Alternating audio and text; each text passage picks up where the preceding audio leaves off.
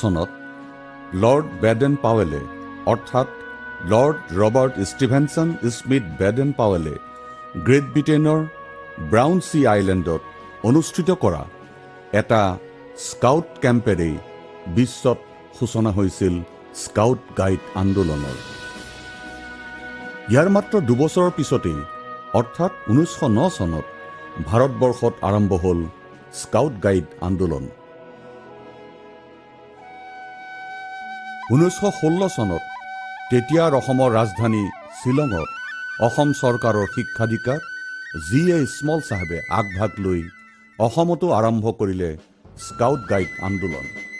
Small চাহাবৰ উদ্যোগত এই আন্দোলনে অসমত গা কৰি উঠাৰ নেপথ্যত বিশেষ অৰিহণা থকা ব্যক্তিকেইগৰাকী হ'ল শৰৎ চন্দ্ৰ গোস্বামী, সতীশ চন্দ্ৰ ৰয়, চৈফুদ্দিন আহমেদ, দণ্ডেশ্বৰ গগৈ, ভৰত চলিহা, আটোৱাৰ ৰহমান, এ লিংডৌ, অক্ষয় ভট্টাচাৰ্য, অন্নৰাম বৰুৱা, কামাখ্যানাথ ঠাকুৰ, নিশি চক্ৰৱৰ্তী, বনমালী ভট্টাচাৰ্যী, চন্দ্ৰকুমাৰ বৰুৱা আৰু আমাৰ এই তথ্যচিত্ৰখনৰ মূল নায়ক ৰামেশ্বৰ কলিতাদেৱ। যিগৰাকী সৰ্বজন সমাদৃত অসাধাৰণ অসামান্য ব্যক্তিয়ে 1922 চনৰ পৰা মৃত্যু হোৱা 2000 চনৰ জুন মাহৰ 20 তাৰিখ দিনটোলৈকে নিৰলসভাৱে সম্পূৰ্ণ নিষ্ঠাৰে অসমৰ স্কাউট গাইড আন্দোলনলৈ আজীৱন সেৱা আগবঢ়াইছিল।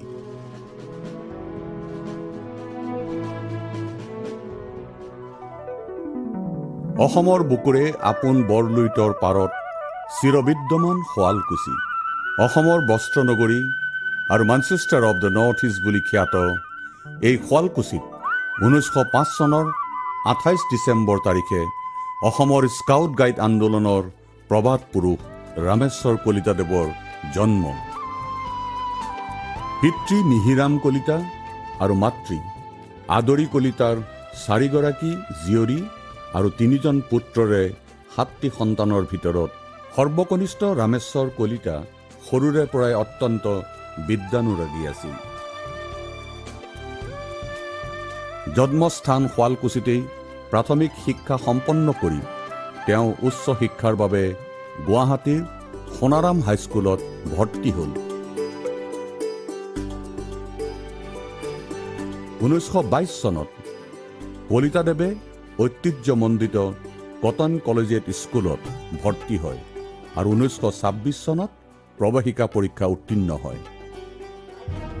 এই কলেজিয়েট স্কুলতেই সূচনা হয় কলিতাদেৱৰ সুদীৰ্ঘ জীৱনৰ শেষ দিনটোলৈকে একনিষ্ঠভাৱে জড়িত স্কাউট গাইডৰ আন্দোলন মনোমোহা সম্পৰ্ক। 1922 চনত ৰামেশ্বৰ কলিতাদেৱে কটন কলেজিয়েট স্কুলৰ স্কাউট গাইড সদস্য হিচাপে যোগদান কৰে আৰু যথেষ্ট পাৰদৰ্শিতাৰে 1925 চনত ফাৰ্ষ্ট ক্লাছ স্কাউট বেজ আৰু 1926 চনত কিংছ স্কাউট বেজ অৰ্জন কৰে।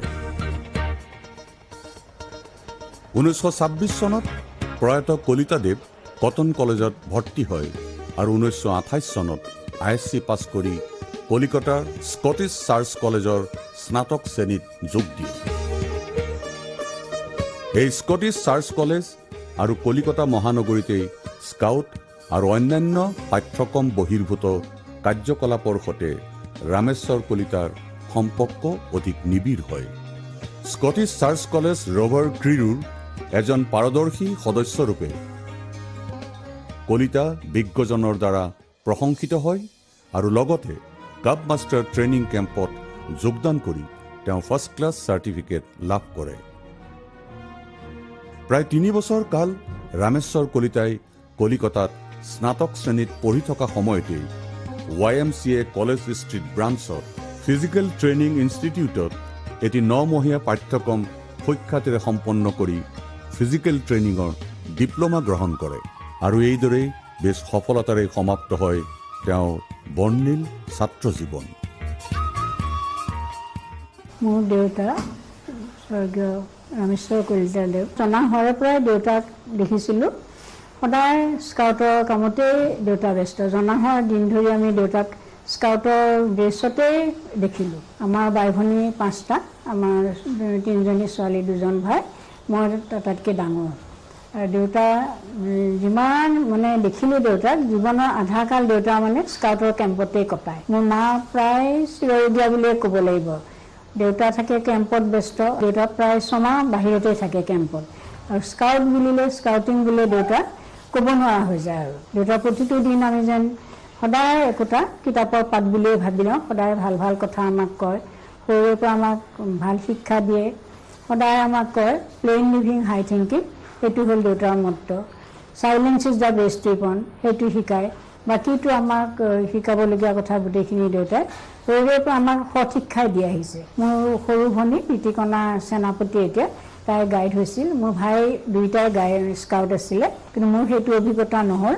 মই দেউতাৰ মানে ঘৰ চলা দায়িত্বকেই মই ল'লোঁ। মণিকণেশ্বৰ দেউতাৰ কেম্প থাকে নৰ্থ গুৱাহাটীত। আমাৰ মানে মণিকণেশ্বৰখন মানে একেবাৰে চিনাকি হয়, দেউতাৰ প্ৰায় মণিকণেশ্বৰতেই বেছিভাগ কেম্প। তাৰপিছত অসমৰ কোনো এখন ঠাই নাই য'ত মই দেউতাই কেম্প কৰা নাই। স্বৰ্গীয় দণ্ডেশ্বৰ গগৈদেৱ, স্বৰ্গীয় কামাখ্যা নাথ ঠাকুৰদেৱ, সেইবিলাকৰ দেউতাৰ লগত সদায় অতি ঘনিষ্ঠ সম্পৰ্ক আছিল। স্বৰ্গীয় হীৰেন্দ্ৰ কুমাৰ ভূঞা, মিনতী ৰাজখোৱা, সুৰেশ ৰাজখোৱাদেৱ, সেই আটাইবিলাক প্ৰায় দেউতাৰ স্কাউটৰ কামত আহে। আৰু সেইবিলাকৰ লগত দেউতাহঁতৰ কথা বাৰ্তা শুনি আমাৰ সঁচাকৈ মানে সদায় আমাৰ মনবিলাক প্ৰফুল্লিত হৈ থাকে যে দেউতা এটা ইমান সুন্দৰ কামত সদায় ব্যস্ত। কোনো এটা দিন দেউতা মানে স্কাউটিঙৰ কাম নোহোৱাকৈ নাযায়। ব্যক্তি হিচাপে দেউতা আছিল অতি সহজ সৰল চিন্তাৰ মানুহ। সদায় আমাক ভাল ভাল কথা শিকায় যে কি কৰিলে জীৱনত মানে মানুহ হিচাপে ভাল মানুহ হিচাপে বাচি থাকিব পাৰি। সেইবিলাক শিক্ষাকেই দেউতা আমাক চিৰজীৱন দি গ'ল। মানে কোনোদিন দেউতাক কাৰো বেয়া কোৱা আমি নুশুনিলোঁ।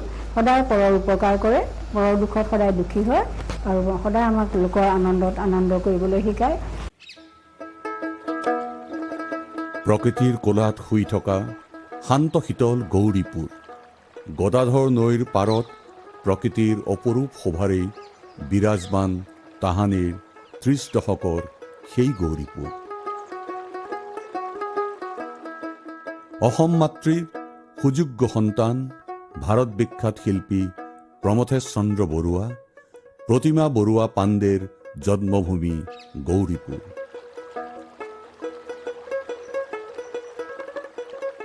এই গৌৰীপুৰতে অৱস্থিত মহাৰাজ প্ৰভাত চন্দ্ৰ বৰুৱাৰ পৃষ্ঠপোষকতাত গঢ়ি উঠা পশ্চিম অসমৰ শিক্ষা সংস্কৃতিৰ পীঠস্থান PC ইনষ্টিটিউশ্যন।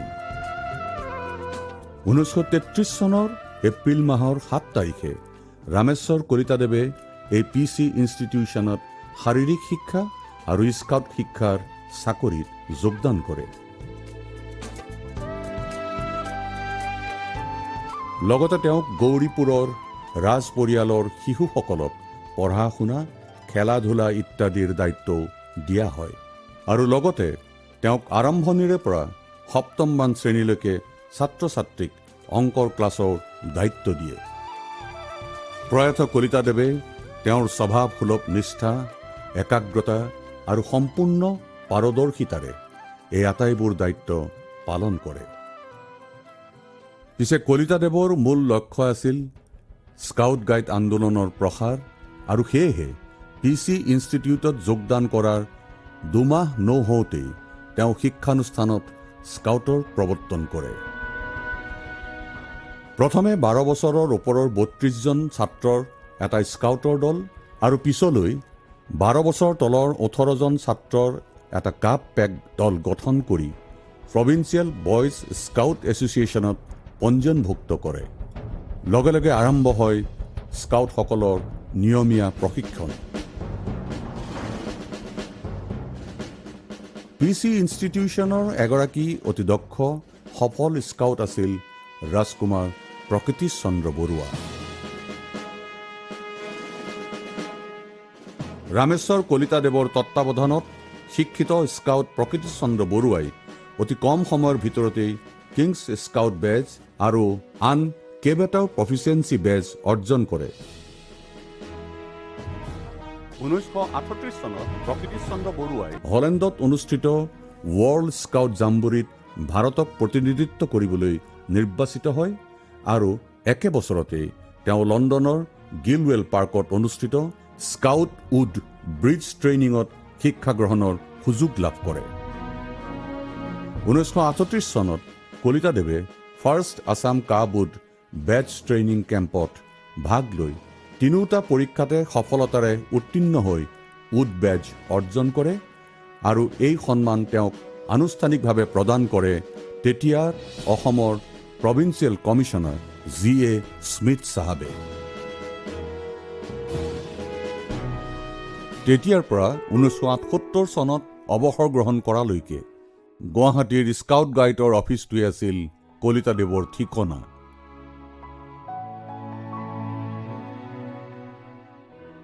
অৱশ্যে বছৰটোৰ সৰহভাগ সময় তেওঁ কাৰ্যালয়ৰ সলনি অসমৰ বিভিন্ন ঠাইত বিভিন্ন সময়ত অনুষ্ঠিত হোৱা শিবিৰবোৰ পৰিচালনা কৰা, শিক্ষাৰ্থীক প্ৰশিক্ষণ দিয়া আদি দায়িত্ব পালনত ব্ৰতী হ'বলগীয়া হৈছিল।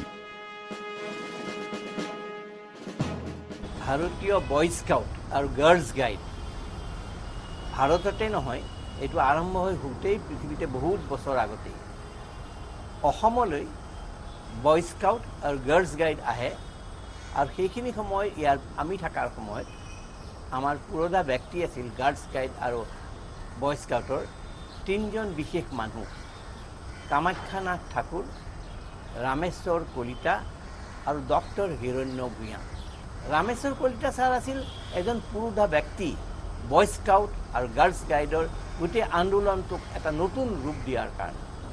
মই নিজে বয় স্কাউট আছিলোঁ, বয়স কম আছিল, স্কাউটত সদায় ক্লাছ 6ৰ পৰা আদি কৰি ক্লাছ 12 বছৰলৈকে খালি চলে। আমাৰ দিনত 12 নাছিল, গতিকে আমি ক্লাছ 10লৈকে কৰিছিলোঁ। আৰু আমাক বয় স্কাউটলৈ আনিছিল এজন শিক্ষকে, তেখেতৰ নাম আছিল গিৰিশ মালী ছাৰ, যিজন আছিল শিষ্য ৰামেশ্বৰ কলিতা ছাৰৰ।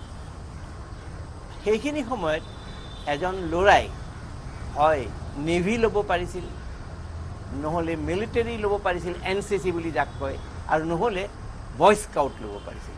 মই নিজে বয় স্কাউট লৈছিলোঁ আৰু বয় স্কাউটত ৰামেশ্বৰ কলিতা ছাৰক অতি আপোনভাৱে পাইছিলোঁ। তেখেতে আমাক বহুত শিক্ষা দিছিল। এটা উদাহৰণ, জয়পুৰত জাম্বুৰি হৈছিল আৰু সেই জাম্বুৰিলৈ যোৱা কিছুমান মানুহ আছিল যিসকলক বহুত মানুহে চিনি পায়। তাৰ ভিতৰত প্ৰখ্যাত মানুহ আমাৰ সময়ত পিছত হ'লগৈ মামণি গোস্বামী, পিছলৈ মামণি ৰয়চম গোস্বামী। মামণিৰো বয়স আৰু মোৰ বয়স একেই।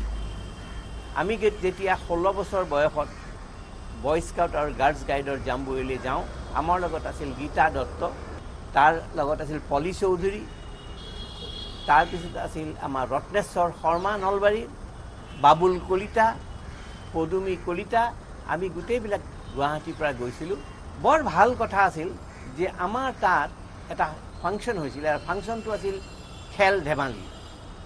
আমি মাৰ্চ পাষ্ট কৰিবলগীয়া হৈছিল আৰু মাৰ্চ পাষ্টত বজাবলগীয়া হৈছিল সকলোৱে জনাৰ দৰে ড্ৰাম, বিগল ইত্যাদি। ৰামেশ্বৰ কলিতা ছাৰে ক'লে যে ড্ৰাম বজাবলৈ শিকি, ফ্লুট বজাবলৈ শিকি, তাৰপিছত ছাইড ড্ৰাম বজাবলৈ শিকি বম্বেৰ লগত, মাদ্ৰাজৰ লগত, কলিকতাৰ লগত কম্পিট কৰা সম্ভৱ নহয়, প্ৰতিযোগিতাত ভাল কৰা সম্ভৱ নহয়। গতিকে এটা তেখেতে উপায় উদ্ভাৱন কৰিলে। তেখেতে যিটো আমাৰ বেণ্ড পাৰ্টি মাৰ্চ পাষ্টৰ সময়ত সেইটো কৰিলে, ঢোল ডগৰেৰে, তাল আৰু পেপাৰে আমাক মাৰ্চ পাষ্ট কৰিবলৈ শিকালে। আৰু আমি অসমীয়া ঢোল টকা পেঁপা ইত্যাদিৰে আমি মাৰ্চ পাষ্ট কৰিলোঁ। আচৰিত হৈ গ'ল জয়পুৰৰ জাজবিলাকে। এইটো এটা নতুন ঘটনা দেখিলোঁ যে এইটো ভাৰতীয় জনসংস্কৃতিৰ এটা অংগ হিচাপে। গতিকে সেইদিনাখন যেতিয়া আমাৰ ঘোষণা কৰিলে বিজয়ী, আমাৰ অসমৰ দলটোৱে বিজয়ী হিচাপে স্বীকৃতি পালে। এই স্বীকৃতি পোৱাৰ কাৰণে আমি যদি কাৰোবাৰ কথা ভাবিব পাৰোঁ, তেতিয়াহ'লে ভাবিব লাগিব ৰামেশ্বৰ কলিতা ডাঙৰীয়াক। ৰামেশ্বৰ কলিতা ডাঙৰীয়াক মই নিজে ওতঃপ্ৰোতভাৱে জানিছিলোঁ। তেখেতৰ স্কাউটিংটো এটা পেচা নাছিল, তেখেতৰ আছিল এটা নিচা। তেখেতে ৰাতিপুৱাৰ পৰা গধূলিলৈকে তেখেতে সপোন দেখিছিল স্কাউটক কেনেকৈ উন্নতি কৰিব পৰা যায়, কেনেকৈ আদৰ্শ এক অনুষ্ঠানলৈ পৰিৱৰ্তন কৰিব পৰা যায়। আৰু তেখেতৰ এই নিচাৰ কাৰণে আমিও উদ্বুদ্ধ হৈছিলোঁ স্কাউটিং কৰা। স্কাউটিঙত এটা ছ'চিয়েল ৰিফৰ্মেশ্যন হয়, মানুহক সহায় কৰা হয়, মানুহক ৰান্ধিবলৈ শিকায়, গাঁঠি দিবলৈ শিকায়, চাহ কৰিবলৈ শিকায়, ভাত ৰান্ধিবলৈ শিকায়, সাঁতুৰিবলৈ শিকায় আৰু মানুহক সহায় কৰিবলৈ শিকায়, মানুহক নিজতকৈ আনৰ কথা ভাবিবলৈ শিকায়। আৰু ৰামেশ্বৰ কলিতা ছাৰে সেই কথাবিলাক আমাক শিকাইছিল। আৰু ফলত আমি আজিৰ দিনতো যেতিয়া কোনোবা মানুহক দেখোঁ যে কষ্ট পাইছে, সহায় কৰিবলৈ আগবাঢ়ি যাবলৈ অনুপ্ৰেৰণা পাওঁ। আৰু তাতেই আমি মুখখন দেখোঁ ৰামেশ্বৰ কলিতা ছাৰৰ। 1954 চনত কলিতাদেৱে এছিষ্টেণ্ট ষ্টেট অৰ্গেনাইজিং কমিশ্যনাৰ পদত যোগদান কৰে আৰু 1965 চনত হেডকোৱাৰ্টাৰ কমিশ্যনাৰ অৱ কাব আছাম হিচাপে নিযুক্তি লাভ কৰে। আৰু অৱশেষত 1978 চনত কলিতাদেৱে পুনৰ অসম স্কাউটৰ ষ্টেট ট্ৰেইনিং কমিশ্যনাৰ হিচাপে অৱসৰ গ্ৰহণ কৰি সুদীৰ্ঘ প্ৰায় 4 দশকজোৰা তেওঁৰ স্কাউট প্ৰশিক্ষক আৰু সংগঠকৰ বৰ্ণিল কৰ্মময় জীৱনৰ সামৰণি পৰে। 1964 চনৰ পৰা 1968 চনলৈ কলিতাদেৱে ভাৰত স্কাউট আৰু গাইডৰ নেশ্যনেল কাউন্সিলৰ সন্মানীয় সদস্যৰূপেও মনোনীত হৈছিল। প্ৰয়াত কলিতাদেৱে সংগঠক ৰূপে পৰিচালনা কৰিছিল 158টা প্ৰশিক্ষণ শিবিৰ।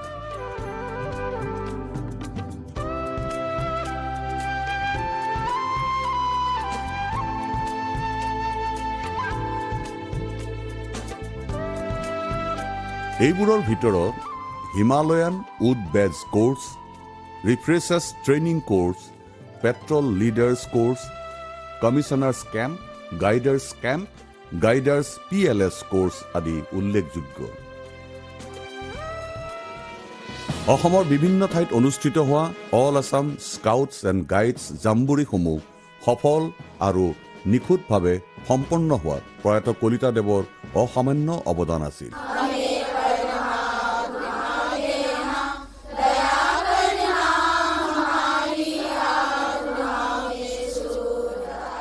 এই জাম্বুৰি বা মহা সমাৰোহ বিশালভাৱে অনুষ্ঠিত হয় আৰু এইবোৰ সফলভাৱে আয়োজন কৰাটো অত্যন্ত দায়িত্বপূৰ্ণ কাম। প্ৰয়াত কলিতাদেৱ এই দিশত অতি দক্ষ আৰু নিপুণ আছিল।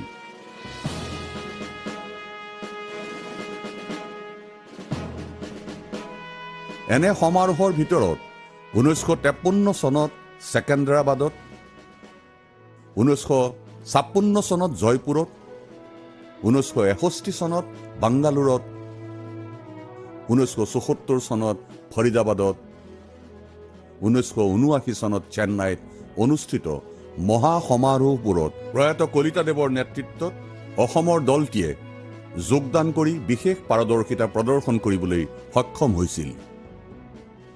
স্বৰ্গীয় ৰামেশ্বৰ কলিতা ছাৰ, মই তেখেতক ষ্টেট ট্ৰেইনিং কমিশ্যনাৰ হিচাপে প্ৰথমতে পাইছিলোঁ। তেখেতৰ যেতিয়া ষ্টেট ট্ৰেইনিং কমিশ্যনাৰ আছিল, ষ্টেট অৰ্গেনাইজিং কমিশ্যনাৰ আছিল স্বৰ্গীয় দণ্ডেশ্বৰ গগৈ ছাৰ। তেখেতৰ দুজনৰ কৰ্মৰাজিৰ ওপৰত আমি ইমান উদ্বুদ্ধ হৈছিলোঁ যে ভাৰত স্কাউটছ এণ্ড গাইডছৰ ট্ৰেইনিঙৰ বিষয়ে বহুত কিবা কিবি জানাৰ কাৰণে মই এদিন হেডকোৱাৰ্টাৰত গৈ কেনে দেখা পালোঁ যে ছাৰে মোক সুধিলে আপুনি ইণ্টাৰেষ্টেড যেতিয়া কিয় ট্ৰেইনিং লোৱা নাই, মই তেতিয়া ক'লোঁ যে তেনেকুৱাতো মই আগতে চান্স পোৱা নাই। আমাৰ ইয়াতে হায়াৰ ছেকেণ্ডেৰী স্কুল কৰিছে, তেতিয়া ৰভাৰ স্কাউটিঙৰ ট্ৰেইনিং মোৰ দৰকাৰ আছিল।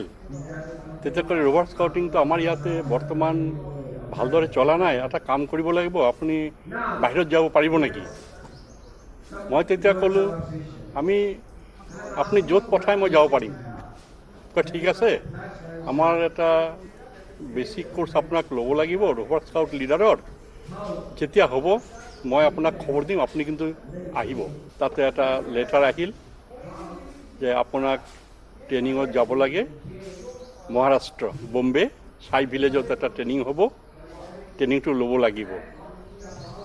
মই লগে লগে ইমান ভাল পালোঁ, মই দৌৰি আহিলোঁ অফিচত। আহি কাৰণে সুধিলোঁ, ছাৰ মইতো আগতে যোৱা নাই, মোৰ লগত আৰু কোনোবা আছে নেকি? আছে, আপোনাৰ লগত উৎপল দাস আছে, তেওঁ টিকেট কৰিব, আপোনাৰ চিন্তাই কৰিব নালাগে এইখিনি। তেওঁ যাব, কামিনী বৰা যাব, পাংগিং যাব, আপোনালোকে চাৰিজনে ট্ৰেইনিংটো লৈ আহক। তেতিয়া আমাৰ ষ্টেট ছেক্ৰেটাৰী আছিল ব্ৰহ্মানন্দ পাঠক ছাৰ। আমি চাৰিজন মিলি বম্বেত গ'লোঁ, মোটামুটি ভালদৰে তাতে ট্ৰেইনিংটো ল'লোঁ। লোৱাৰ পিছত ইয়াতে আহি স্কুলত আমাৰ ইউনিট খুলি দিলোঁ। তাৰপিছত এদিন কি হ'ল, আমি খবৰ পালোঁ যে ছাৰৰ গাটো বেয়া। এদিন মই উৎপল দাস ছাৰক ঘৰত গ'লোঁ, ঘৰত গৈ কেনে লগ ধৰি আহিলোঁ। ছাৰে বহুত কথা সুধিলে, আমাক উৎসাহ দিলে যে আমিতো বহুত দিন চলালোঁ, এতিয়া আপোনালোকে কামখিনি কৰিব লাগিব, ভালদৰে ষ্টেটক আগবঢ়াই লৈ যাব আপোনালোকে, বহুত উৎসাহ দিলে আমাক। ভাগ্যক্ৰমত কি হ'ল, ট্ৰেইনিং কমিশ্যনাৰ যিটো পোষ্টত ৰামেশ্বৰ কলিতা ছাৰ আছিল, সেইটো পোষ্ট মোৰ ল'ব লগা হ'ল 2014 16 আগষ্টৰ পৰা। তাৰ পৰা এবছৰৰ ভিতৰতে মই এই দায়িত্বটো লৈ আমাৰ এই ট্ৰেইনিং চেণ্টাৰত আহি ট্ৰেইনিং চেণ্টাৰৰ কিছুমান উন্নতিমূলক কাম আগবঢ়াই গ'লোঁ। প্ৰয়াত ৰামেশ্বৰ কলিতাদেৱে অসম তথা ভাৰতৰ স্কাউট গাইড আন্দোলনলৈ এগৰাকী একনিষ্ঠ প্ৰশিক্ষক সংগঠক ৰূপে আগবঢ়োৱা অৱদানৰ বাবে লাভ কৰিছিল একাধিক আনুষ্ঠানিক সন্মান আৰু পুৰস্কাৰ। ভাৰত স্কাউট এণ্ড গাইডৰ নেশ্যনেল এছ'চিয়েশ্যনৰ পৰা তেওঁ লাভ কৰে 1940 চনত মেডেল অৱ মেৰিট, 1948 চনত লং ছাৰ্ভিচ মেডেল, 1959 চনত bar to the medal of merit, 1967 চনত চিলভাৰ ষ্টাৰ, 1976 আৰু 1978 চনত লং ছাৰ্ভিচ ডেকৰেশ্যন, 1979 চনত গোল্ডেন উড বেজ ৰেপ্লিকা, 1982 চনত বাৰ অৱ দ্য চিলভাৰ ষ্টাৰ আৰু 1989 চনৰ 5 নৱেম্বৰ তাৰিখে কলিতাদেৱক স্কাউট গাইডৰ অতি মৰ্যাদাসম্পন্ন সন্মান চিলভাৰ এলিফেণ্ট প্ৰদান কৰে ভাৰতবৰ্ষৰ তদনান্তীন মহামহিম ৰাষ্ট্ৰপতি আৰ ভেংকটৰমণে। পাৰিবাৰিক জীৱনত সম্পূৰ্ণ সুখী প্ৰয়াত কলিতাদেৱে 1935 চনৰ 8 মাৰ্চ তাৰিখে উত্তৰ গুৱাহাটীৰ এক সম্ভ্ৰান্ত পৰিয়ালৰ জীয়ৰী যোগেশ্বৰী বৰুৱাৰ সৈতে বিবাহ পাশত আবদ্ধ হয়। এক আদৰ্শ দম্পতী ৰূপে সমাজৰ সমাদৰ লাভ কৰা প্ৰয়াত কলিতাদেৱ আৰু তেওঁৰ পত্নী যোগেশ্বৰী কলিতাৰ সংসাৰখনলৈ আহিল 3গৰাকী জীয়ৰী আৰু 2জন পুত্ৰ। প্ৰয়াত কলিতাদেৱ আৰু তেওঁৰ পত্নীয়ে অতি যতনেৰে সুশিক্ষিত কৰি তুলিলে তেওঁলোকৰ 5টি সন্তানক। 61 বছৰ সুখেৰে সংসাৰ কৰাৰ পাছত 1996 চনত প্ৰয়াত কলিতাদেৱৰ পত্নী যোগেশ্বৰী কলিতাৰ মৃত্যু হয়। প্ৰয়াত কলিতাদেৱৰ আন এটা বিশেষ কৃতিত্ব হ'ল তেওঁ নিজে লিখি থৈ যোৱা অসংখ্য বহুমূল্যৱান তথ্য সমৃদ্ধ অসমৰ স্কাউট গাইডৰ ইতিহাস। এই লিখনিবোৰ কলিতাদেৱৰ জন্ম শতবাৰ্ষিকী উদযাপনৰ সৈতে ৰজিতা খুৱাই তেওঁৰ বৰ জীয়ৰী শ্ৰীমতী ৰঞ্জনা চৌধুৰীৰ সম্পাদনাত পৰিয়ালবৰ্গই 2005 চনত প্ৰকাশ কৰা স্মাৰক গ্ৰন্থখনিত সন্নিৱিষ্ট কৰা হৈছে।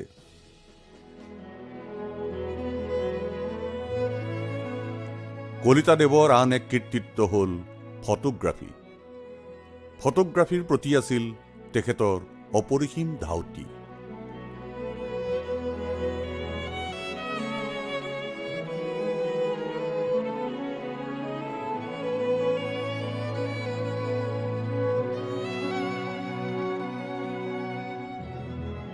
লিখনিবোৰৰ ভিতৰত the history of my scouting courses part 1, part 2, part 3, jamborees in scouting আৰু অসমত স্কাউটিং প্ৰৱৰ্তন বিশেষভাৱে উল্লেখযোগ্য। 2000 চনৰ 20 জুন তাৰিখে গুৱাহাটীৰ হেপী ভিলাৰ নিজা বাসভৱনত এইজনা মহান কৰ্মবীৰ পুৰুষৰ মৃত্যু হয়। মৃত্যুৰ সময়ত তেওঁৰ বয়স আছিল 95 বছৰ। ইয়াৰ লগে লগে অৱসান ঘটিল এটি যুগৰ। কিন্তু ই প্ৰশ্নাতীত যে প্ৰয়াত ৰামেশ্বৰ কলিতাদেৱৰ নাম আৰু কৃতিত্ব চিৰদিন চিৰযুগমীয়া হৈ ৰ'ব অসমৰ জনমানসত, অসমৰ অনাগত দিনৰ স্কাউট গাইড আন্দোলনৰ মাজত। সময়ৰ বালিত প্ৰয়াত কলিতাদেৱৰ খোজৰ চিন সদায় জিলিকি থাকিব অতি উজ্জ্বল সমুজ্জ্বলভাৱে।